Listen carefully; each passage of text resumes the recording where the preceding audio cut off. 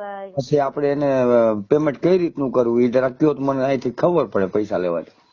પૈસા તો હવે જો ખાલી 10,000 નો તમારે ભાગતોડ કરવું પડશે. 10,000 વધારે થશે, પણ છોકરી એક નંબર છે, 23 વર્ષની જ છે. 10,000 રૂપિયા હજી વધારે થશે. આપણે તો ટોટલ કેટલા નક્કી કર્યું હતું મને ખબર નથી. કયો તો ખબર પડે ફિગર. 1:30 માં નક્કી થયું હતું આપણે. હા તો 10-5,000 રૂપિયા એમ કે તેમ. હા પણ ઈ વાત સાચી. આપણે માઇનસ કેટલા થાય? માઇનસ 10 કરવાના છે. 10 માઇનસ કરવાના. તમારે એક એકત્રી લઈને આવવાનું. એક એકત્રી. હા. અને પછી આપણે જે કોર્ટ મેરેજ નો ખર્ચો થાય ઈ એ તો આપણે જ કરવો પડે ને ભાઈ. અંદાજે કેટલા ગણવા થાય? 6-8,000. કઈ વધારે ના થાય. 6-8,000 રૂપિયા જેવું થાય, વધારે થોડું થાય. હા કાંઈ વાંધો નહીં. હાલો તો પછી એના તમે મને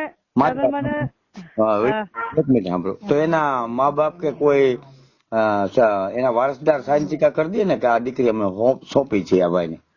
મેં મારી જવાબદારીથી ઓફિસ. તમને શું ચિંતા છે? અરે નહીં, અત્યારે જે બીજી દીકરી ચેન્જ કરશે એના મા બાપ નથી? એની બે મોટી બેન છે, બનેવી છે, માસી છે.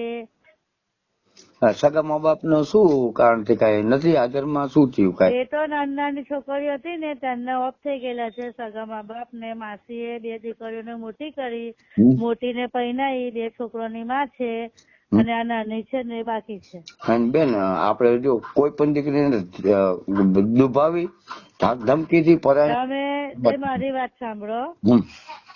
તમે બાબા કને નવો મોબાઈલ હોય ને તો બાબાને કહો વિડીયો કોલ કરે ને હું દીકરી જોડે વિડીયો કોલ માં વાત કરાવી દઉં. હા કરાવવાલો છે કરાવવાલો. આ વોટ્સએપ નંબર માંથી કરાવું કે બીજો? આ જ નંબર છે મારો વોટ્સએપ. હા તો આમાં કરાવો ને વિડીયો કોલિંગ? હા કરાવો. હા ભલે હાલો કરાવો.